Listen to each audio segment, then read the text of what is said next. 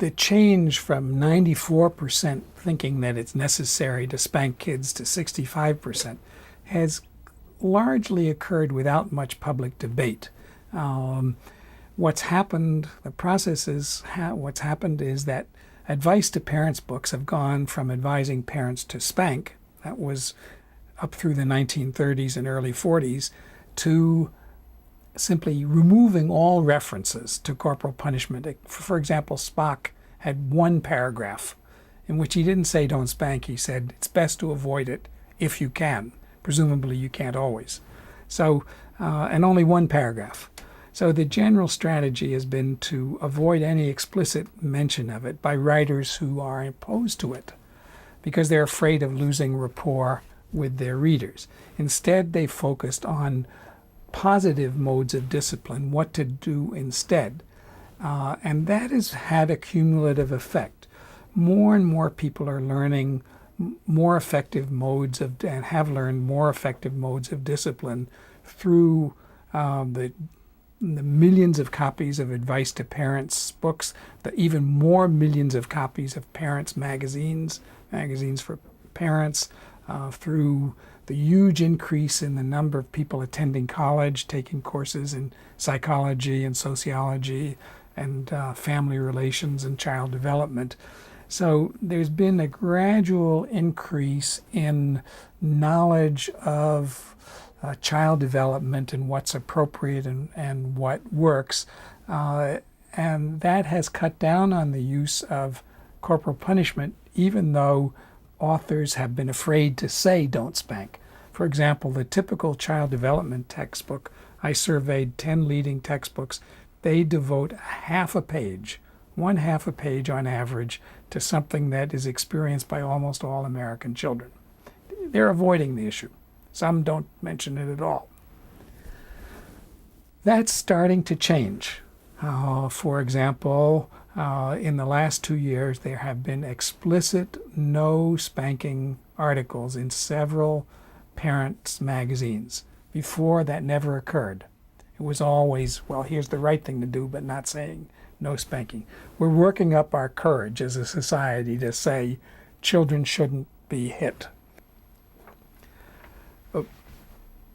Parent education is really an important approach to this.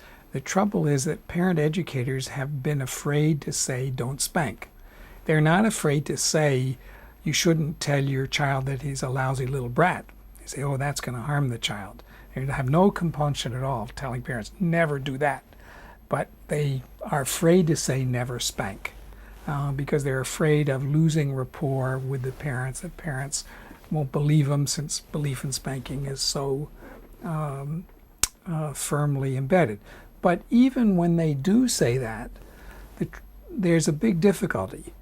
A parent, or let's say a child, a high school child taking a parent education course, they may learn in that course not to spank, but they have peer influences from their brothers, sisters, mothers, fathers, friends.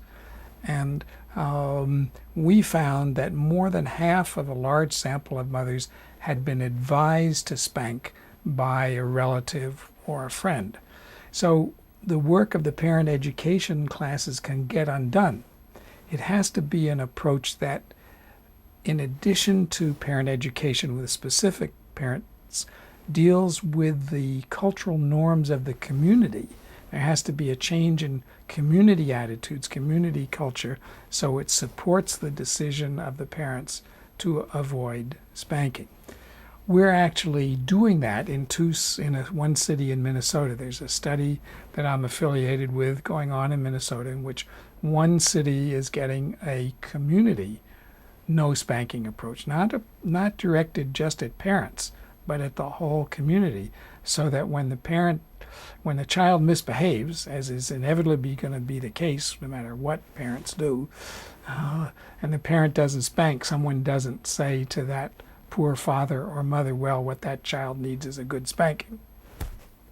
Then there's the kind of psychological gratification that comes from hitting a child who's causing you problems, making you very angry, lashing out at such child, it helps the parents, or at least they think it helps them. It doesn't help the children.